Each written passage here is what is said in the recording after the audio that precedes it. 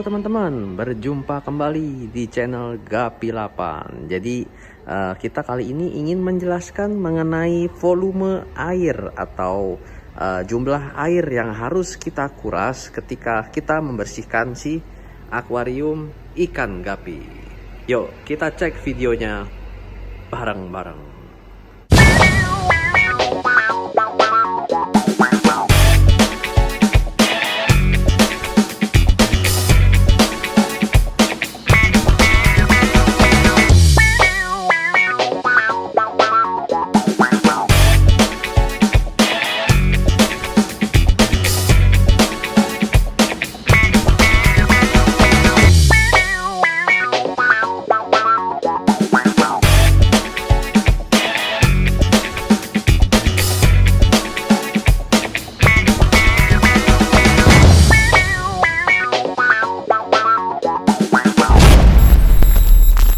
Oke teman-teman, jadi yang perlu kita pahami sebelumnya bahwa ikan gapi ini merupakan tipe ikan yang memang airnya itu harus berada dalam kondisi yang baik, harus bersih. Kalau teman-teman lihat ya, alas-alas akuarium harus bersih.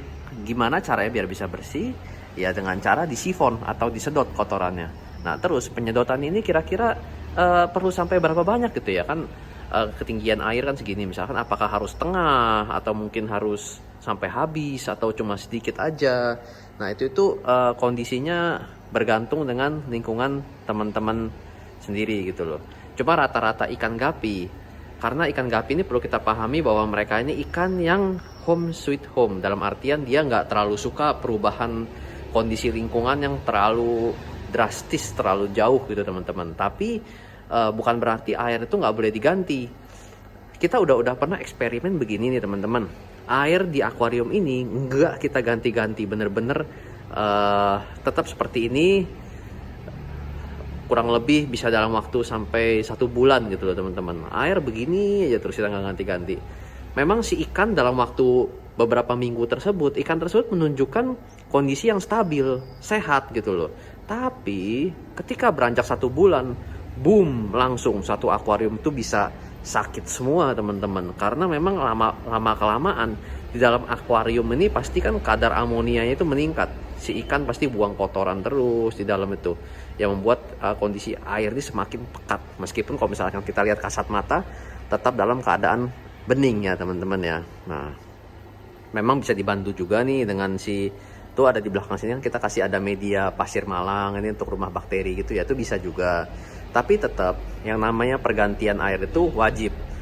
Kalau misalkan kondisi yang tadi saya jelaskan, kalau teman-teman misalkan ganti air misalkan terlalu pekat nih, teman-teman langsung ganti air, isi air yang baru, air seger ya. Otomatis kan kondisi di dalamnya kan pasti langsung bergerak secara drastis di dalam. Jadi yang tadi sebelumnya kadar amoniak tinggi tiba-tiba langsung langsung bersih. Itu ikan bukan berarti ikan tuh bisa langsung seger ya, tapi bisa jadi ikan tersebut malah kaget dan sakit. Itu bisa juga teman-teman. Jadi pastikan yang paling penting itu teman-teman melakukan pergantian air secara rutin dalam artian tetap ada perubahan sedikit-sedikit tapi membuat kondisi air itu tetap dalam keadaan yang baik. Nah, jadi kalau teman-teman perhatikan nih di akuarium kita ya, ini kan ada kayak label yang kuning-kuning ini. Jadi kemarin ini ada salah satu subscriber kita nanya nih mengenai si kuning-kuning, apa sih itu kuning-kuning di akuarium itu dan fungsinya apa. Oke, kita jelaskan teman-teman ya. Garis yang ini merupakan garis ketinggian air maksimal segini ya, dan garis yang bawah ini merupakan garis pengurasan. Jadi air akan dikuras sampai sebatas ini aja teman-teman.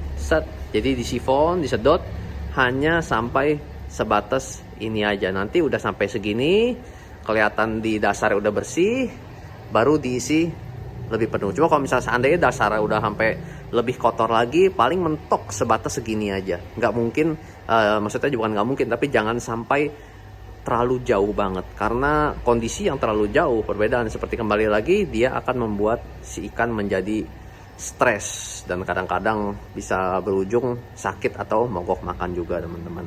Tuh ya, kalau bisa dilihat kondisinya cukup stabil di sini. Ini perlu disifon lagi ya tuh.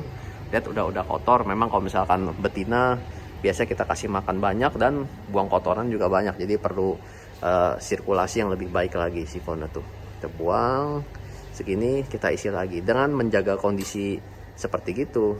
Kondisi ikan juga bisa dibuat lebih stabil. Jadi secara kasarnya kita ngomong tuh, kalau misalkan kondisi air stabil menandakan bahwa si ikannya stabil. Seperti itulah kurang lebih. Jangan kita melakukan sesuatu itu secara yang mengagetkan atau drastis. Itu kondisi yang kurang baik untuk si ikan. Oke teman-teman, kelihatannya segitu dulu penjelasan kita mengenai water change atau pergantian air pada ikan gapi. Semoga bermanfaat buat teman-teman. Sekian dulu, salam Gapi 8.